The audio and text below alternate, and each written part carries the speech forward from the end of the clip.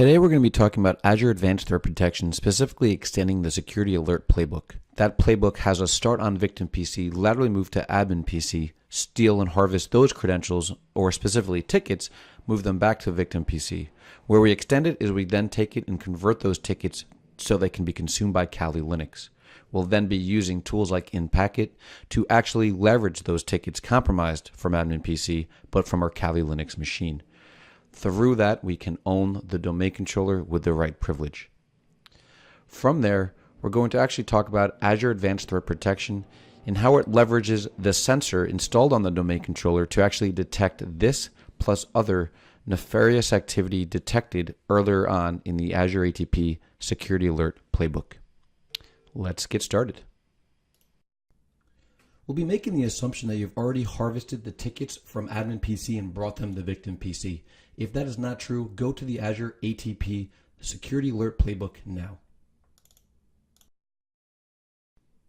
On the Kali Linux machine, we have to make sure that Python's FTP daemon is installed. Perform a sudo apt-get install python py ftpd lib. As you can see, ours is already installed. The next step is to actually start this Python module. Here we're using the right privilege as well as ensuring it's on port 21.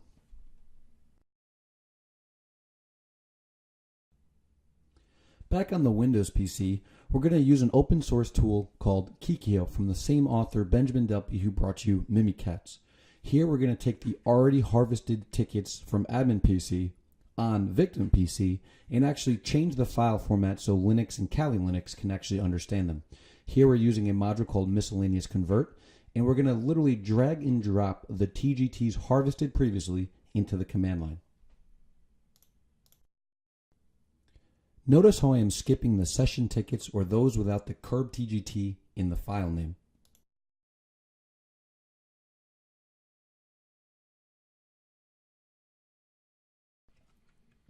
Now with the new Ccache file on disk, it's time to FTP it over to Kali Linux. Remember, we've already started the Python FTP daemon service on port 21, so now we're going to use the built-in FTP Windows service to send it over. Opening a connection to the right IP address with the anonymous user and a blank password, we can send this over via FTP. We're going to traverse to where our Ccache file is, and again, drag and drop that into the command window.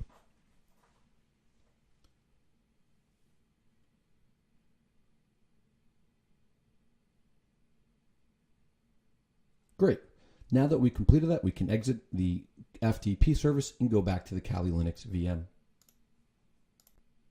Back on the Kali Linux VM, you can actually see the FTP service received it, and if we do a Control-C to kill that Python service, we can actually see the ticket itself in the current working directory.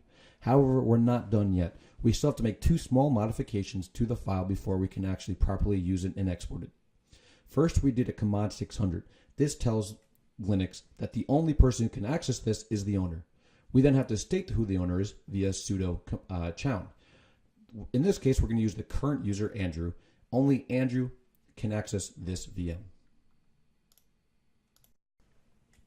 Next, it's time to actually use it. Using the export command with the curb5cc name variable, point to the file we just manipulated and already took from Victim PC. With a simple klist, we can actually see it was properly imported. Now with the tickets in memory, it's time to actually use them with real Kali Linux commands. Here we're going to use InPacket's WMI execution, passing the -k and no pass parameters, telling it to use Kerberos. We're going to also state we want to be Samira A against Contoso DC, the domain controller. Once that session's established, we successfully use the tickets, and just to prove that, a simple who am I and an echo computer name will confirm you have properly used the tickets from Kali Linux to access your domain controller. The adversary has properly compromised Active Directory at this point. On Azure ATP's dashboard, we can actually see all the other activities being detected that our Azure ATP Security Alert Playbook executed, including the one we just added, Remote Code Execution Attempt. In the Remote Code Execution Attempt, we will see that not only was Samir Abiza credential seen to be accessing Contoso DC, we can actually see the IP address it came from 10.0.24.7, the IP address of Kali Linux, regardless if it was domain joined or not. And we can also see extra evidence, such as her never actually logging on to that machine before, at least in the last 30 days. Very good, insightful information for any security operations center team trying to triage and investigate if this is a true positive, benign true positive, or false positive. Azure ATP was successful in detecting the adversary from Kali Linux to your domain controller. For more information on Azure Advanced Threat Protection, go to aka.ms/AATP. I hope you learned something, and happy hunting.